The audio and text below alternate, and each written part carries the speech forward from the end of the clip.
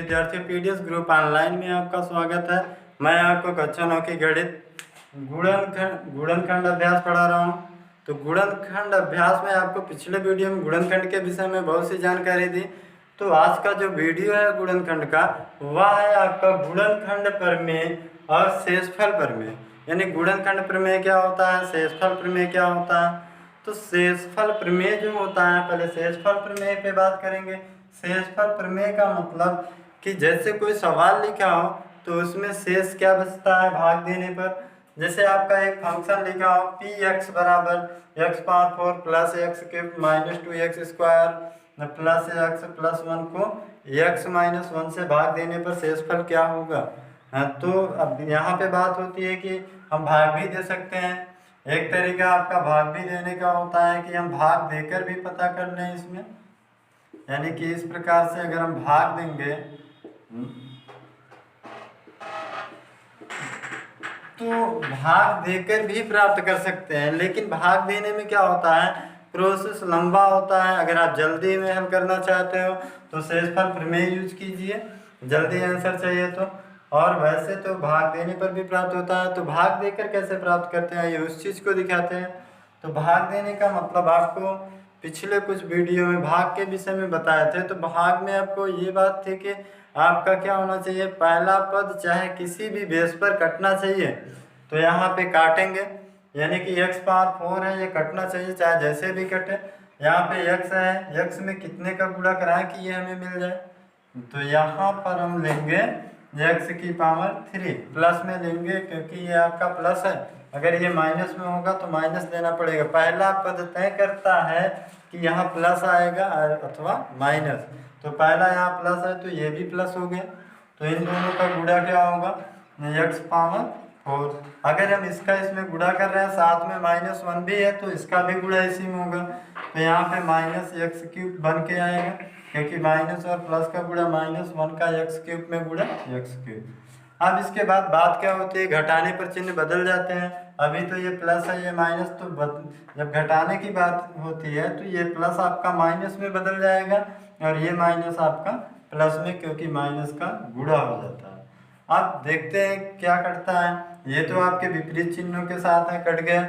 और ये भी देख रहे हैं तो दोनों प्लस में ही है तो कटेगा नहीं। सेम चीज़ भले है लेकिन सेम चिन्ह भी है तो जुड़ जाता है। तो यह जुड़ेगा तो बनाएगा 2x क्यूब। अब हमारे सामने अगला फंक्शन जो है माइनस में 2x स्क्वायर है, इस रूप में है। तो यहाँ क्या लेंगे कि ये आपका बन जाए। तो इसमें 2 तो है नहीं, 2 का गुणा कराना पड़ेगा इसलिए 2 लेंगे। अब बात होती है चिन्ह की, क्या लेंगे, ये प्लस है अर्थात ये भी प्लस होगा। तो 2 ले लेते हैं क्योंकि यहाँ पर है, इसमें लेंगे यहाँ पे तभी ये गुणा करा के आएगा। अब यहाँ क्यूब है, यहाँ एक ही है तो स्क्वायर और ले लेते हैं, गुणा कराएंगे तो ये बनाएगा 2x क्यूब। अब माइनस 1 का इसमें गुणा कराएंगे, माइनस में क्या मिलेगा 2x स्क्वायर। अब फिर से घटाएंगे, घटाते समय क्या होते हैं चिन्ह बदल जाते हैं। ये माइनस होंगे ये प्लस होंगे, ये प्लस माइनस कट गए, ये प्लस माइनस कट गए। आपका बचा कितना, x प्लस 1 उतार लेते हैं। तो x प्लस 1 उतार लेंगे, फिर पहला फंक्शन करना चाहिए, प्लस में है तो यहाँ क्या करेंगे प्लस लेंगे। तो x से x मैच कर रहा है, कोई भी अगर संख्या लेंगे तो वह क्या हो जाएगी, ज़्यादा हो जाएगी। 1 लेना पड़ेगा क्योंकि 1 का गुणा अगर इसमें कराएंगे तो कोई इफेक्ट नहीं, यही चीज़ आने वाला है। तो x में गुणा कराएंगे 1 का x, इसका इसमें गुणा कराएंगे -1। घटाने पर फिर से चिन्ह बदल गया तो ये आपका तो कट गया, लेकिन यहाँ प्लस में 1 1 है तो जुड़ कर क्या आएगा 2। इस प्रकार से जो शेष होगा वह 2 मिलता है। ये तो कैसा प्रोसेस हो गया, भाग देने पर आपको बताएं कि भाग देंगे तब भी वही आएगा और शेषफल प्रमेय का भी वही मेथड है, लेकिन उससे क्या होता है जल्दी हो जाता है। तो यहाँ पर आपका शेष 2 है। तो ये तो भाग देने का प्रोसेस था। अब आइए देखते हैं शेषफल प्रमेय में कैसे हल करते हैं। तो शेषफल प्रमेय में क्या होगा तो उसे देखेंगे। तो शेषफल प्रमेय में अब आपके सामने ये सवाल लिखा गया है तो सवाल को क्या करेंगे, बना रहने देते हैं x power 4 plus x cube minus 2x square plus x plus 1। ये बना रहेगा, जिससे हमें भाग देना है उससे हम उसकी वैल्यू निकाल लेते हैं। मान लेंगे x माइनस 1 बराबर 0। अब x माइनस वन बराबर अगर हम 0 मान लेते हैं तो ये आपका माइनस है, उधर गया तो प्लस में बदल गया, तो x बराबर क्या हो गया 1। अब जो x बराबर 1 आया तो यहाँ पर सभी x पर क्या है, x की वैल्यू 1 रखनी होगी, रखेंगे तो जो आपका आएगा हल करने पर वही इसका शेष हो जाएगा। तो यहाँ पर 1 रखेंगे, अब 1 की घात 4 प्लस यहाँ 1 रखेंगे 1 की घात 3 माइनस 2 1 इंटू 1 की घात 2 प्लस 1 इसका 1 हो जाएगा, इसका भी 1 और यहाँ पे माइनस में 2, ये आपका 1 प्लस 1 इस प्रकार से। तो अगर ये जोड़ेंगे 1 1 2 3 4 4 माइनस 2 घटाएंगे 2 आया। अभी आप भाग देने पर देखे थे तो भागफल कितना, शेषफल कितना आया था, 2 आया था। तो ये जो आपका शेषफल प्रमेय है उससे भी आपका शेषफल क्या मिला, आपका शेषफल 2 मिला। इस प्रकार से शेषफल प्रमेय का यूज है। तो उम्मीद करते हैं कि ये चीज़ आपको समझ में आया होगा शेषफल प्रमेय का। तो आइए इससे रिलेटेड एक और क्वेश्चन सॉल्व करते हैं।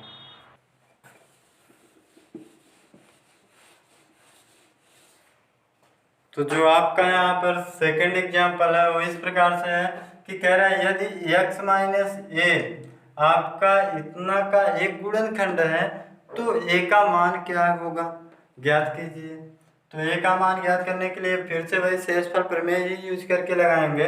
अगर हम यहाँ पर मान लेते हैं कि यह आपका जो क्वेश्चन है एक्स क्यूब माइनस ए स्क्वायर एक्स प्लस 3 है। अब इसके बाद इसका एक गुणनखंड ये होता है जो, तो उसे क्या करते हैं x माइनस ए बराबर 0 मान लो।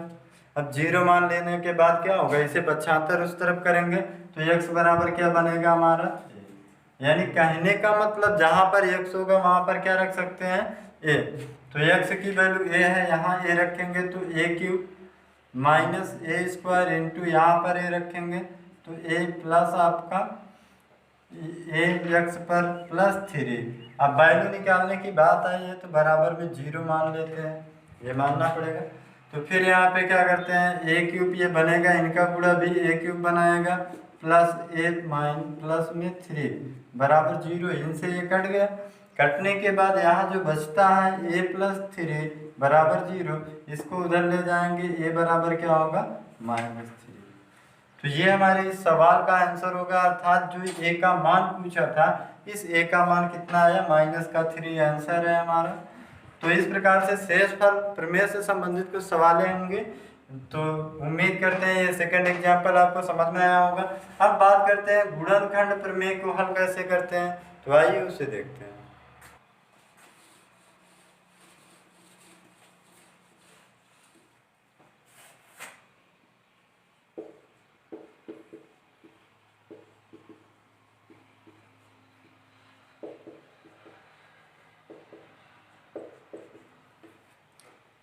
जो तीसरा एग्जाम्पल है वह आपका क्या है, गुणनखंड प्रमेय से रिलेटेड है।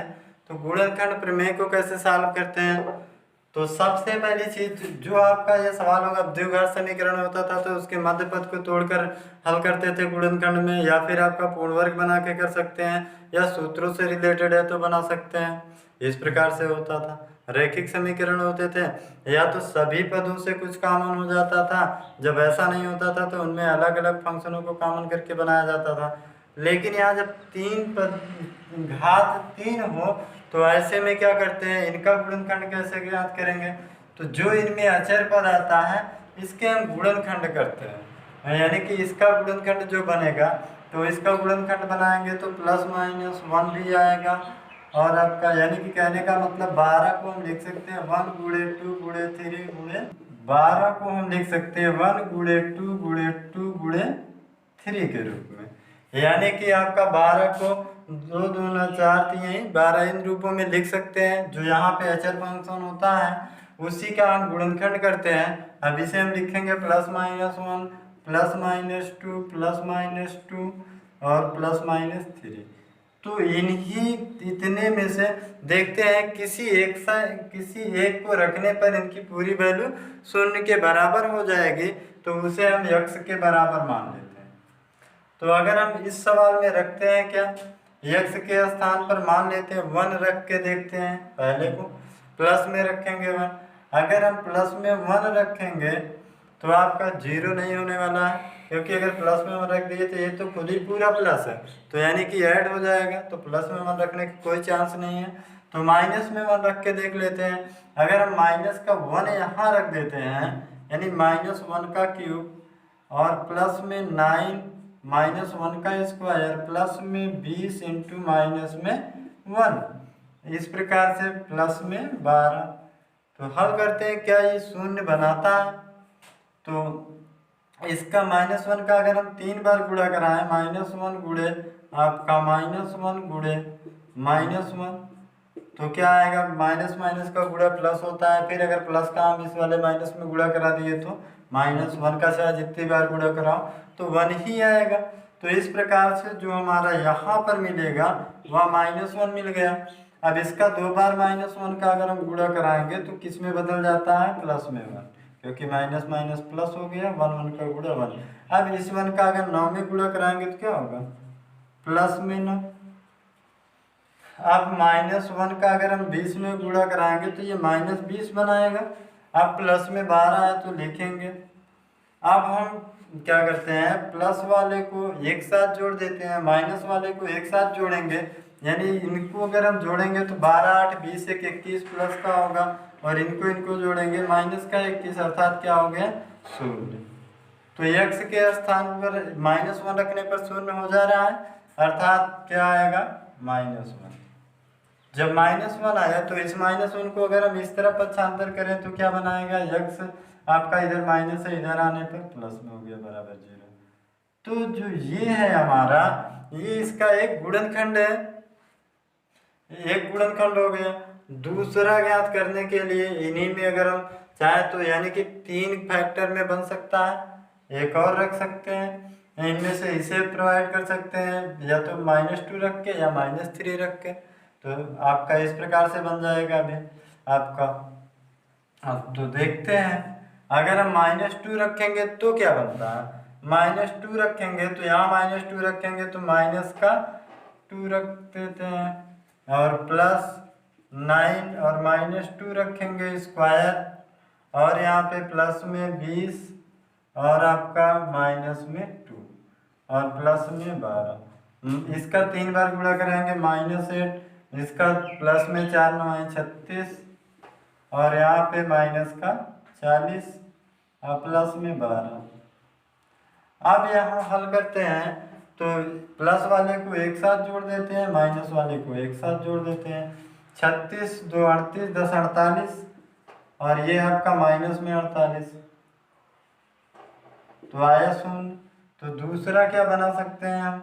दूसरा x बराबर -2 रखने पर बात हुई, तो ये आपका x +2, इसका एक आंसर हो गया।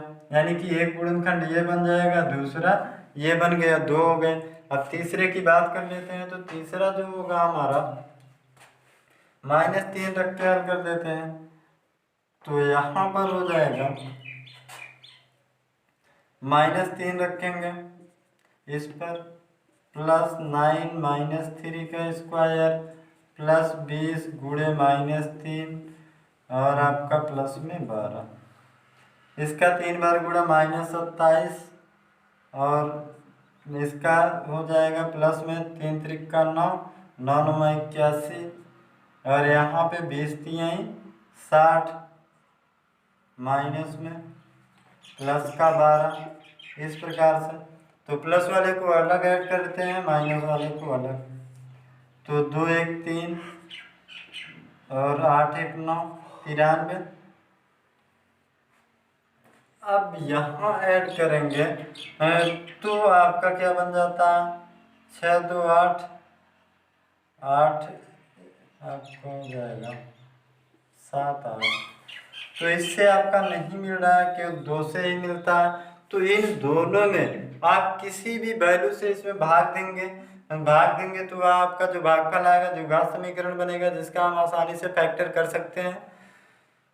तो उम्मीद करते हैं कि ये जो आपका शून्य दिखाने की बात है वो समझ में आई होगी। अगर नहीं समझ में आई होगी तो फिर से एक बार देख लो। जो अचर फंक्शन होता है, अचर फंक्शन का क्या करते हैं, गुणनखंड करते हैं इस प्रकार से। जैसे यहाँ 12 था, 12 का फैक्टर इतना बनेगा।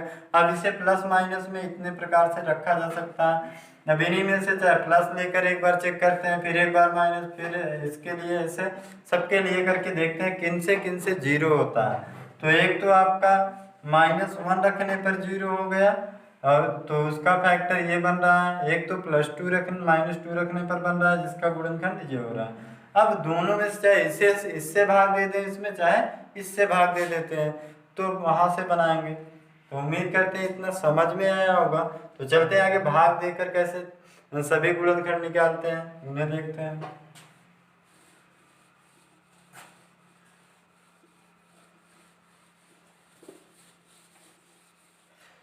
तो अब मान लेते हैं x+1 से ही हम भाग देकर देख लेंगे।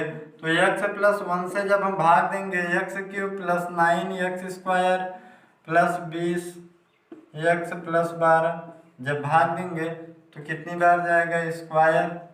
तो x³ इसका यहाँ गुणा में प्लस स्क्वायर, घटाने पर क्या होता है, चिन्ह बदलेंगे, ये कटेगा, यहाँ पे घट जाएगा, 9 में 1 गया, 8x² + 20x।